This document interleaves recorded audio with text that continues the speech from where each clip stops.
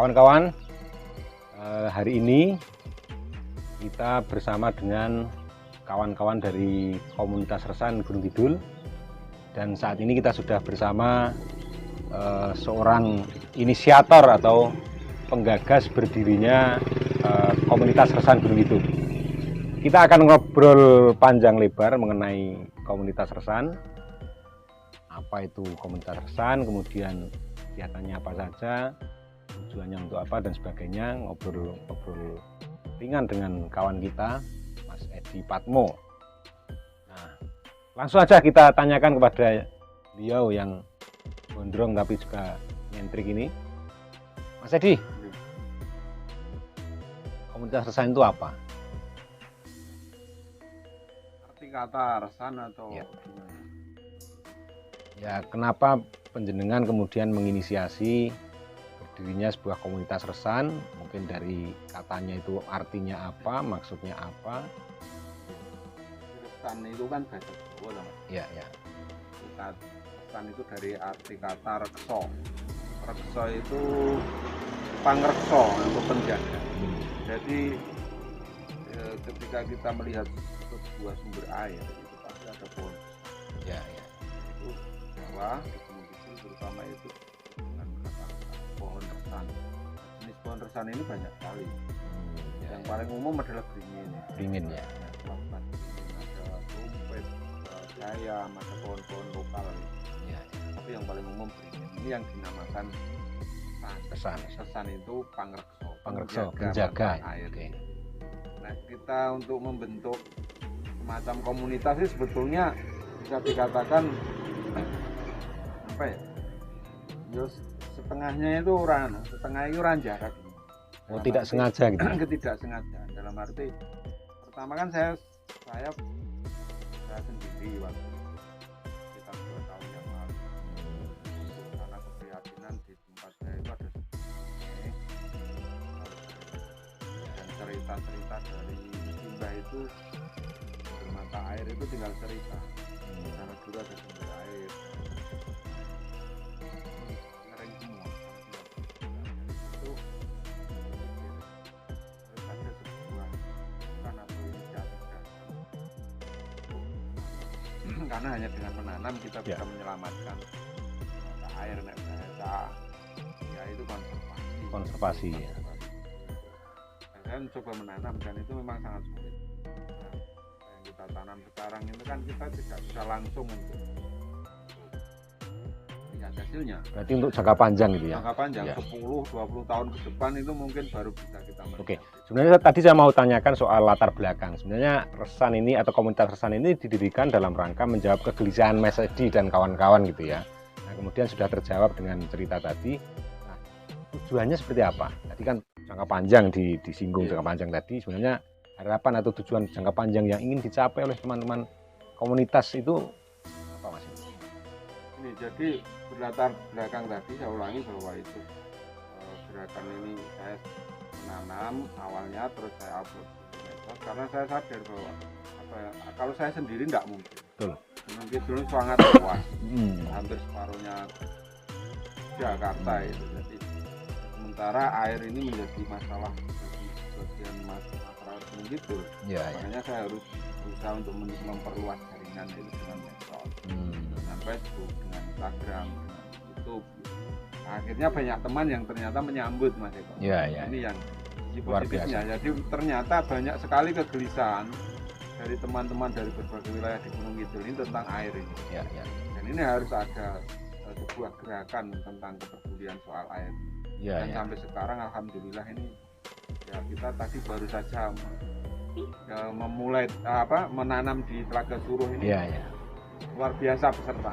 Artinya dalam jangka panjang bisa menjaga ketersediaan air Ya, khususnya di wilayah Kabupaten Gunung Kidul yang sebenarnya dulu sudah punya budaya untuk melestarikan telaga, kemudian sumur atau istilahnya ada juga belik gitu ya. ya. Nah, itu sudah banyak yang mati, sungai dan sebagainya. Kalau soal mitigasi bencana Mas Edi, apakah ini ada hubungannya juga antara gerakan yang sampean inisiasi ini dengan mitigasi bencana yang sering terjadi di Gunung Kidul? Ya, oke. Ketika kita bicara masalah bencana, mitigasi bencana itu kan bencana itu macam-macam. Iya, ya. Termasuk kekeringan itu juga bencana. Yang itu sudah menjadi tradisi gitu itu ya. sudah menjadi sangat umum di Gunung Ah, Kidul. Gagal panen di iya, musim tanam kedua itu juga bencana. Terus yang menarik ini terakhir ini ada banyak sekali muncul konflik sosial soal air. Ini juga merupakan awal bencana yang kita biarkan ini menjadi sesuatu yang berbahaya juga untuk masyarakat. Jadi bencana tanah longsor ya, marak terjadi di Gunung Kidul. ya.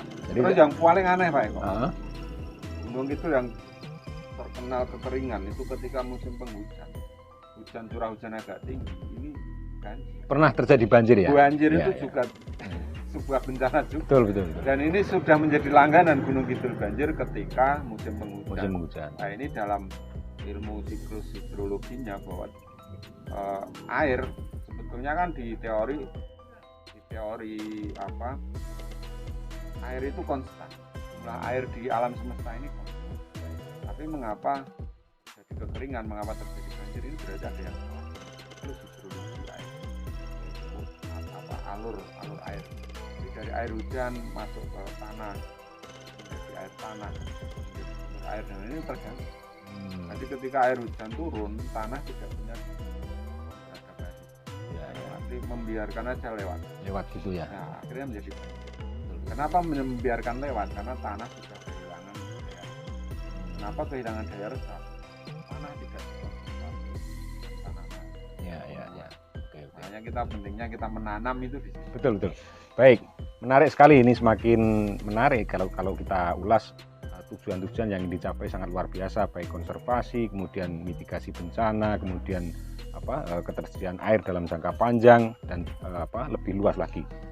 Sudah berapa banyak ya komunitas atau kawan yang Mas Edi rangkul, baik melalui medsos, kemudian ajakan-ajakan secara personal. Nah, pendekatan apa lagi yang Mas Edi lakukan ketika ingin mengajak kawan-kawan dari tempat lain, karena Mas Edi merasa tidak bisa berdiri sendiri atau melakukan hal sendiri gitu. Jadi komunitas Sesan Gunung Kidul ini gerakan konservasi berbasis komunitas. Kuncinya di situ. Itu yang menarik ya. Berbasis komunitas. Jadi kita bisa menanam, tapi selalu terjebak dengan semacam seremonial menanam. Iya. Dan itu syarat kepentingan. Apapun itu. Dan kalau komunitas Sesan tentu tidak punya kepentingan kecuali kepentingan jangka panjang tadi ya. Panjangnya seperti itu. Jadi kita mengambil sisi itu, bahwa permintaan dari masyarakat, bahwa keluhan di tempat saya ada 15 mata air sekarang mati 12, atau tinggal bekas, atau tinggal cerita lah itu. Berarti mereka punya ada semacam tumbuh kesadaran ketika mereka merasa membutuhkan. Yang ini yang kita ambil. Kita tidak pernah memaksa untuk ayo menanam tanpa kesadaran. Semuanya tetap berlandaskan atas kepedulian dan kesadaran gitu ya. Jadi kesadaran komunal dari masyarakat sekitar itu. Berangkat dari kepedulian, kesadaran. Sudah berapa sih komunitas yang atau mungkin anggota yang bisa diajak atas dasar kesadaran kepedulian tadi, dan tersebar di berapa wilayah atau di berapa desa, atau cakupannya seperti apa Mas? Ada, alhamdulillah 2 tahun ini sudah ada 22 komunitas yang menyambut gerakan ini. Baru 2 tahun sudah segitu banyak komunitas ya? 22. Dan itu tersebar di 8 kecamatan. Kapanewon kalau. Ya, Kapanewon ya. Kapanewon sama dengan kecamatan. Jadi ini dulu Gunung Kidul itu mempunyai karakter tentang air. Iya. Ya kan? Nah, itu Gunung Surat Utara, Parngawen, Gedang Sari, Patuk, bagian dari tengah itu Wonosari, Ponjong, Karangmojo, Layen, ya. Ini karakter mata airnya berbeda. Jadi daerah Baturagung Utara ini sebetulnya daerah menarik tangkapan air hujan, karena posisinya di ketinggian gitu ya, di atas. Ketinggian. Terus Sari Tengah ini sebetulnya seharusnya ini tempat berkumpulnya air. Tapi yang terjadi sekarang kan sudah sangat banyak sekali sumber air yang mati. Kalau dari sisi kegiatan penanam tadi di 3 zona tersebut, yang paling terfokus seharusnya di mana? Kita harusnya terfokus di zona Baturagung Utara.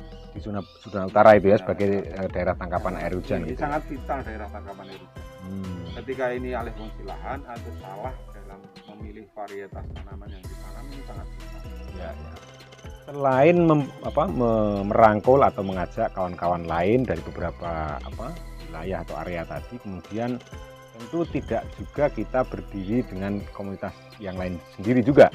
Ya. Tentu Mas Edi punya gagasan juga, atau mungkin sudah dilakukan dengan mengajak atau merangkul dari unsur yang lain, misalkan private sector atau misalkan perusahaan atau pemerintah sendiri untuk mengkuyung atau bareng-bareng ini kita gerakan ini memang harus didukung oleh banyak multi pihak gitu.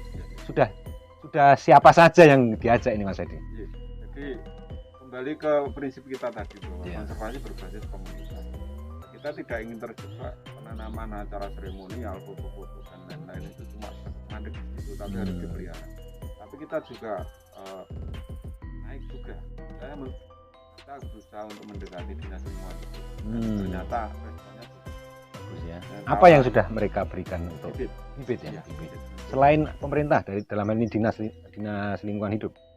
Ini masih sebatas dinas lingkungan hidup. Walaupun ada proyeksi ke depan, kita berusaha untuk mengabulkan perda tentang konservasi. Itu ini kan sampai pada ini ya kebijakan gitu ya? Sampai ke tingkat kebijakan. Nanti kan ini kebijakan perda ini bisa turun ke. Dan kita kan ini goalnya itu kebijakan konservasi menjadi kebijakan.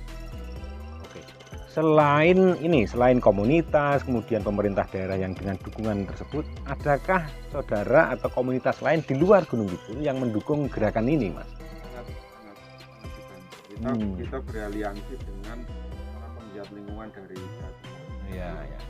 Jadi kalau orang bilang itu sedulur berang wetan gitu ya. Itu. Jadi nek cara biyone itu kita terah. Oh. Karena sama-sama keturunan kan. Mitos cerita gitu. Jadi ada beberapa teman kemarin yang sempat main ke basecamp pesan gitu. Kediri itu ternyata sangat marah. Gerakan konservasi bahkan ketika itu sebetulnya di sini masih berupa hutan, mereka menganggap sudah itu kesadaran mereka sudah sangat apalagi melihat di Gunung Kidul ini yang betul-betul sangat itu mereka sangat terbuka dan ternyata 2 kali ini kita dikirim. Luar. Jadi ada perhatian dari sampai orang luar saja ikut membantu gitu. Melihat keadaan Gunung Kidul. Tadi Mas Edi sudah menyinggung bahwa salah satu fokus kegiatan dari teman-teman komunitas Resan ini adalah menanam. Untuk menanam ada suplai bibit dan seterusnya. Tetapi kemudian ada unsur penyadaran juga. Nah, bagaimana meningkatkan unsur penyadaran masyarakat dan juga bagaimana meningkatkan pengetahuan terhadap kelestarian lingkungan ini. Apa yang sudah dilakukan atau apa yang akan dilakukan? Jadi ketika masyarakat meminta itu memang kita